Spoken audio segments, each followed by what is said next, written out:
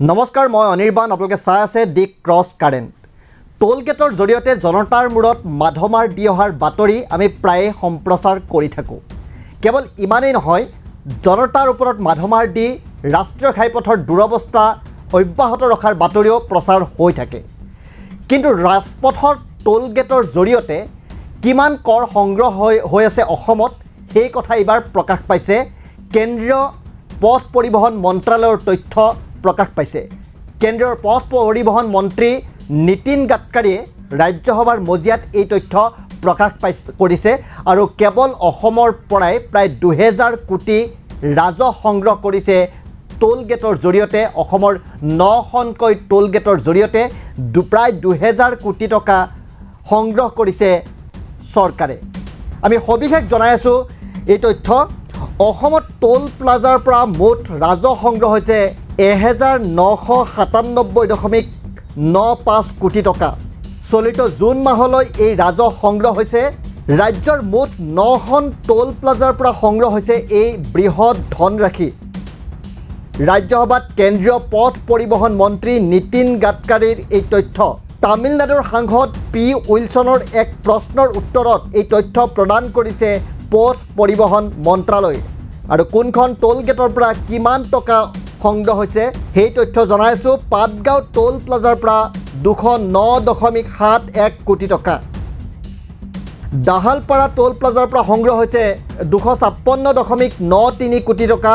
গলীয়া বজালীৰ টোল প্লাজাৰ পৰা 154.19 কোটি টকা সংগ্ৰহ কৰিছে পথ পৰিবহণ মন্ত্ৰালয়ে। মদনপুৰ টোল প্লাজাৰ পৰা 538.16 কোটি টকা সংগ্ৰহ হৈছে। একেদৰে নাজিৰাঘাট টোল প্লাজাৰ পৰা 411.28 কোটি টকা সংগ্ৰহ হৈছে। ৰহা টোল প্লাজাৰ পৰা 266.98 কোটি টকা সংগ্ৰহ হৈছে।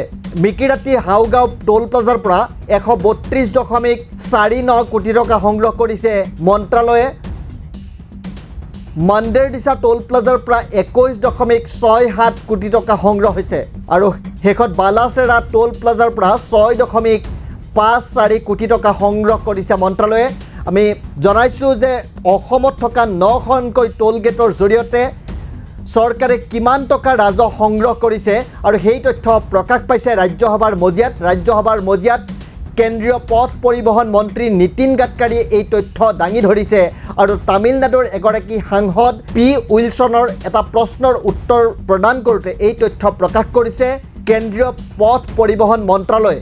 আৰু এই তথ্যৰ সমগ্ৰ দেশৰ ভিতৰত অসমৰ এই তথ্য 9খনকৈ টোল প্লাজাৰ তথ্য আমি জনাই আছোঁ। অসমৰ 9খন টোল প্লাজাৰ জৰিয়তে যোৱা জুন মাহলৈ মুঠ 1997.95 কোটি টকা, প্ৰায় 2000 কোটি টকা ৰাজহ সংগ্ৰহ কৰিছে কেন্দ্ৰীয় পথ পৰিবহণ মন্ত্ৰালয়ে। আৰু এই 9খন টোল প্লাজা ক্ৰমে পাটগাঁও টোল প্লাজা, দাহালপাৰা টোল প্লাজা, গলীয়া বজালী টোল প্লাজা, মদনপুৰ টোল প্লাজা, নাজিৰাঘাট টোল প্লাজা, ৰহা টোল প্লাজা, মিকিৰাতি হাউগাঁও টোল প্লাজা, মন্দেৰদিছা টোল প্লাজা আৰু বালাচেৰা টোল প্লাজা। আৰু ইয়াৰে ভিতৰত সৰ্বাধিক সংগ্ৰহ হৈছে মদনপুৰ টোল প্লাজাৰ পৰা, য'ত 538.16 কোটি টকা সংগ্ৰহ কৰিছে পথ পৰিবহণ মন্ত্ৰালয়ে। আৰু নাজিৰাঘাট টোল প্লাজাৰ পৰা দ্বিতীয় সৰ্বাধিক 411.28 কোটি টকা বৰ্তমানলৈকে অৰ্থাৎ জুন মাহলৈ সংগ্ৰহ কৰিছে।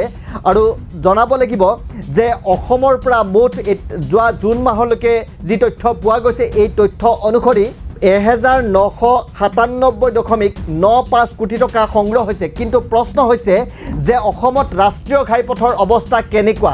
বিভিন্ন ৰাষ্ট্ৰীয় ঘাইপথৰ বিভিন্ন স্থানত বিভিন্ন স্থানত অসম্পূৰ্ণ ৰাষ্ট্ৰীয় ঘাইপথে যাত্ৰীসকলক জলাকলা খুৱাই আহিছে। আৰু এই বিষয়ত অসমৰ ৰাষ্ট্ৰীয় ঘাইপথৰ সমস্যা সমাধানৰ বাবে বিভিন্ন দল সংগঠন, সাধাৰণ নাগৰিকে প্ৰতিবাদ সাব্যস্ত কৰি আহিছে। বিভিন্ন সময়ত চৰকাৰক দাবী জনাই আহিছে অসমৰ ৰাষ্ট্ৰীয় ঘাইপথৰ সমস্যা দূৰ কৰাৰ বাবে, কিন্তু এইসমূহ দূৰ এতিয়ালৈকে হোৱা নাই। এতিয়াও ৰাষ্ট্ৰীয় ঘাইপথৰ বিভিন্ন স্থানত ৰাষ্ট্ৰীয় ঘাইপথ অৰ্ধনিৰ্মিত হৈ আছে, বিভিন্ন স্থানত মেৰামতিৰ অভাৱত আছে, বিভিন্ন স্থানত পুখুৰী সদৃশ গাঁত থকাৰ অভিযোগ আছে। আৰু তাৰ পাছতো কিন্তু কেন্দ্ৰীয় পথ পৰিবহণ মন্ত্ৰালয়ে এইদৰে টোল প্লাজা খুলি বৰ্তমান সময়ত টোল প্লাজাৰ সংখ্যা আৰু বৃদ্ধি পাইছে। পাইছে আৰু বৰ্তমানে যি তথ্য আজি লাভ কৰা হৈছে অৰ্থাৎ কালিৰ দিনটোত ৰাজ্যসভাত এই তথ্য দাখিল হৈছিল আৰু কালিৰ দিনটোত দাখিল হোৱা এই তথ্য অনুসৰি এতিয়ালৈকে 1997.95 কোটি টকা অৰ্থাৎ প্ৰায় 2000 কোটি টকা সংগ্ৰহ কৰিছে কেৱল অসমৰ পৰাই কিন্তু অসমৰ ৰাষ্ট্ৰীয় ঘাইপথৰ অৱস্থা কেনেকুৱা সেয়া অসমৰ ৰাষ্ট্ৰীয় ঘাইপথেৰে যাতায়াত কৰি থকা সাধাৰণ যাত্ৰীয়ে ভালকৈ অনুমান কৰিব পাৰে আৰু কাৰণ তেওঁলোকে দুৰ্ভোগ ভুগি আছে কিন্তু তাৰ পাছতো অসমৰ ৰাইজক মাধমাৰ দি এইদৰে টোল প্লাজাৰ জৰিয়তে কোটি কোটি টকা সংগ্ৰহ কৰি আছে কেন্দ্ৰীয় পথ পৰিবহণ মন্ত্ৰালয়ে আৰু কিমান টকা এতিয়ালৈকে সংগ্ৰহ কৰিলে সেই তথ্য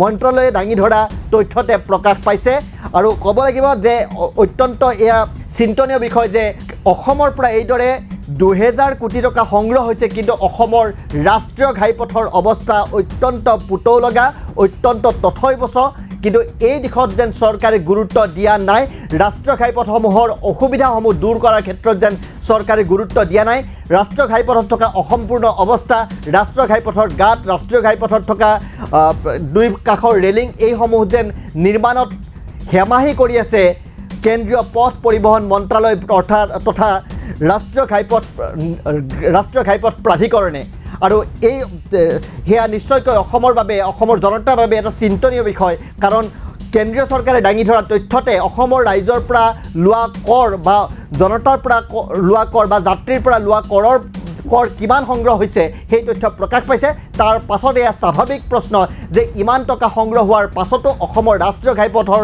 সমস্যাসমূহ দূৰ কৰাৰ ক্ষেত্ৰত কিয় চৰকাৰখনে গুৰুত্ব নিদিয়ে সেয়া নিশ্চয়কৈ সময়ৰ প্ৰশ্ন ধন্যবাদ